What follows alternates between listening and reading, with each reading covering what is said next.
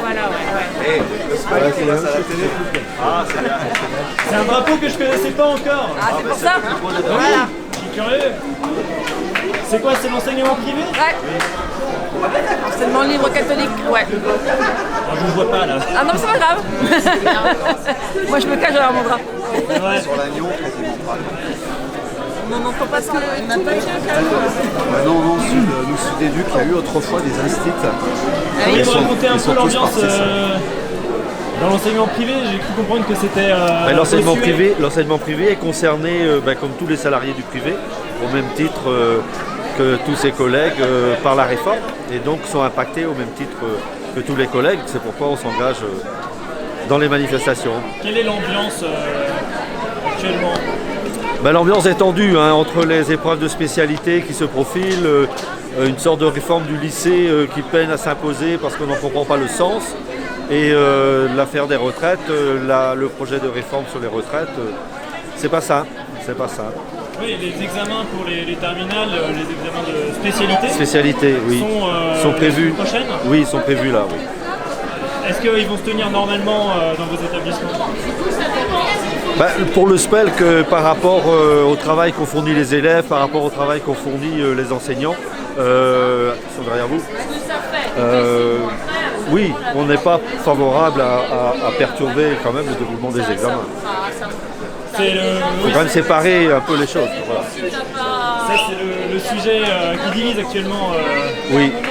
Dans les syndicats, parce que je crois que la FSU et Solidaire, l'éducation... Voilà, mais nous, on est quand même un syndicat qui a sa propre identité et qui a aussi sa propre, quelque part, logique. Et on n'est pas pour que tout le travail fait par les élèves soit jeté par-dessus. Pour revenir à l'actualité de la semaine, le déclenchement du 49.3, vous avez l'impression que ça a changé quelque chose, et si oui, quoi, en termes de réaction de vos collègues, de vous-même L'impact est quand même fort parce que la voie démocratique se fait par le vote.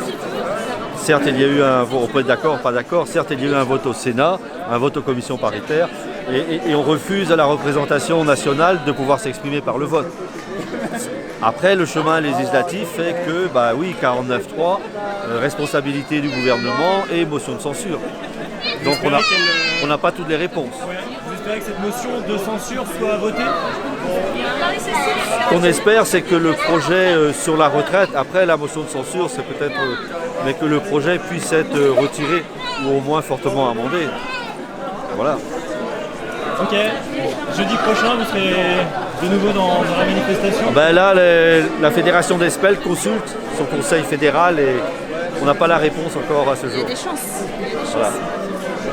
En termes de représentativité, dans votre secteur, vous êtes... Alors dans le secteur de l'enseignement privé sous contrat, aujourd'hui on est 3 grandes organisations.